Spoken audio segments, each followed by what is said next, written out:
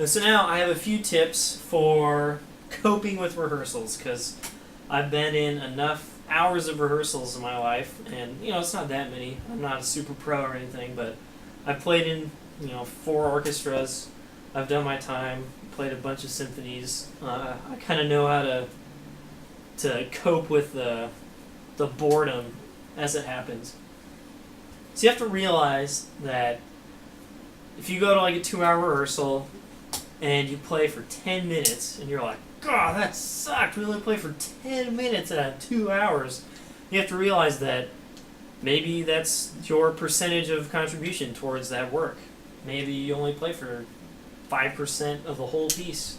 I mean, hopefully it's more than that, because most symphonies you play for more than 5% of the whole thing.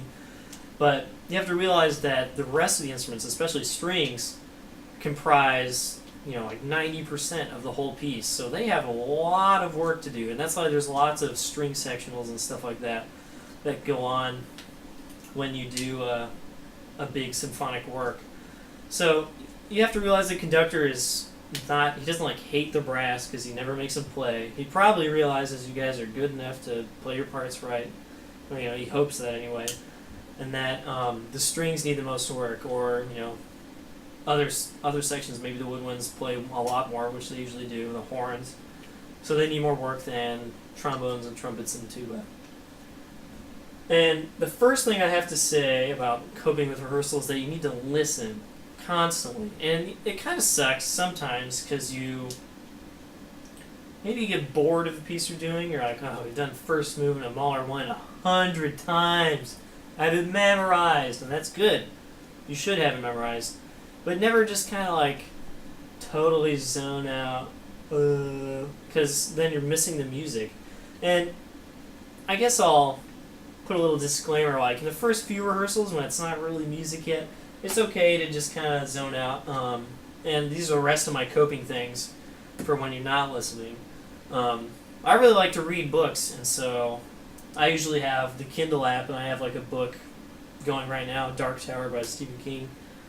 And if I know I'm not going to play anytime soon, he's like, all right, strings, let's do the slow movement. You're like, oh, there's 45 minutes of me not doing anything. I'll get out my book and I'll read for 45 minutes.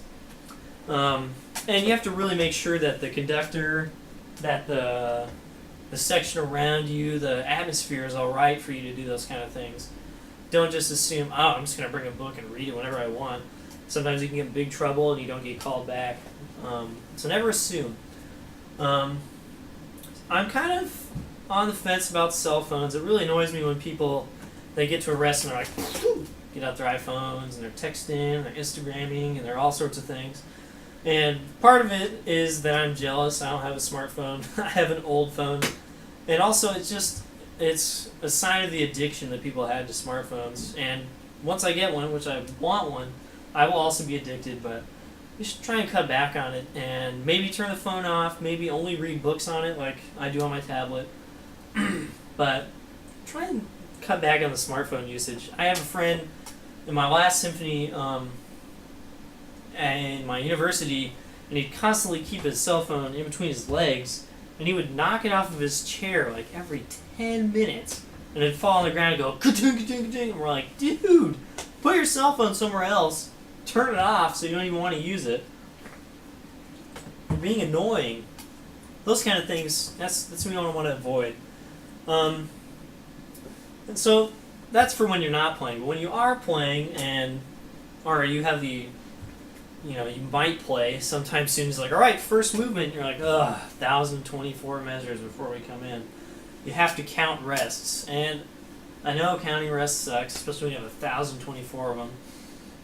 And we'll get to that in a second. But when you have like fewer rests, you're like, I've got 40 here, and then 60 here, and then I have 12, 12, 2, 3, 7. You have to count those, especially if there's no cues. You need to count those measures of rest.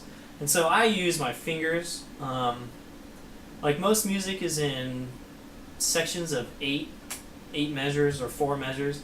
And so I usually use my first 4 fingers to count phrases. And, there's a lot of orchestral music that's more complex, so it's not in 4, and so then I'll count those in 5 just because I have 5 fingers.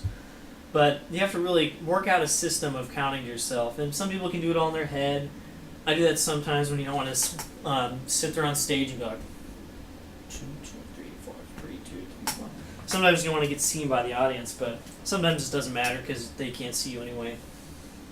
You really have to work out a system so you can count those measures of rest and so you come in on time. Because nothing's worse than you sitting there and you're like, man, I swear we're supposed to play right now. The trumpets are playing. The tuba's looking distracted. Oh, yep. Oh no, we're supposed to be playing. Oh, we missed it. And the conductor looks back at you and just goes, all right, back to letter B. And they start over and you're like, oh, we missed that entrance. Don't do that. Just nail all your entrances the first time. The other thing is listening for cues. A lot of music has cues, like written in the music. It'll be like, trumpet 1 is right here, and this is what they play. And sometimes those are great. It's like the only time the trumpet plays, and you're like, oh, I need to wake up. That's where it plays. I have 20 measures to come in. Pick my horn up, empty my spit out, warm it up, and I'm ready to go. Sometimes it's like, here's what the violin 1 plays right here, and you listen to it, and you're like, oh, they just played that. Oh, they just played that again. Oh, they just played it a third time. Now it's in the flute. Oh, now it's back in the violins. You're like, oh no, where are we now? Sometimes the cues really suck, or they'll be like an instrument that's not there that night because not everyone can always show up. And you have to get really good at knowing your cues. So sometimes if there's like a really big moment or the tempo changes and it's not really marked in your music, I'll take my pencil, because I always have a pencil with me. I'll take my pencil and write in French horn entrance loud, right on the beginning of this letter or something. And so when that comes up, I'll be kind of like, not totally, spaced out, but I'll be like, ba, ba, ba, ba. Oh, here's that horn entrance. Got 40 measures now, and I'll just count those off. You really have to learn how to make your own cues, because sometimes the music has 0 cues, and sometimes it just doesn't help you out. Or it's like, hey, the trumpet plays an 8th note before you do, and you're like, wow, thanks. That doesn't help me at all. And so, if you want to get better at playing in an orchestra, or better at appreciating playing in an orchestra, go listen to some of it. And not only the really trombone-heavy stuff, because there's lots of great trombone-heavy stuff out there, Ride of the Valkyries and Ride, or not Ride, I just said that, Pines by Respighi, and etc., etc. All that's great music, but you have to listen to the stuff that's just strings, the stuff that's really exemplifying the woodwinds. Listen to everything, because you need to know all the music. You can't just be like, oh, I'm a trombonist. I only know the stuff that has trombone. No, that's boring. Like, I went to San Francisco Symphony 2 or 3 weeks ago, and they played Barber Adagio for strings, which a lot of you may know from like movie soundtracks and stuff. And they played some other stuff I can't remember now. Rimsky-Korsakov Symphonic Dances? Or is that Rachmaninoff? I think it's Rachmaninoff. And some other, the Barber Violin Concerto. And that stuff was great. It had trombones in it. There's some good moments, but the Barber Adagio for strings, which is just the string section, was easily my favorite thing of the whole night, and was just one of the best things I've ever heard in my entire life. So get out there, listen to things, listen to recordings. I say recordings on here. Find recordings. You can find CDs for super cheap at most CD stores. Helicopters flying over. I'm lucky I live in San Francisco. We found a CD store that sells stuff for so cheap. But also, go to big symphonies. And they don't even have to be big. There's lots of regional orchestras everywhere. There's like 15 in San Francisco. Just go to symphonies. And if you live in a big city, go see the big symphony in town. Unless you live in Atlanta, because they're on strike, which is no good.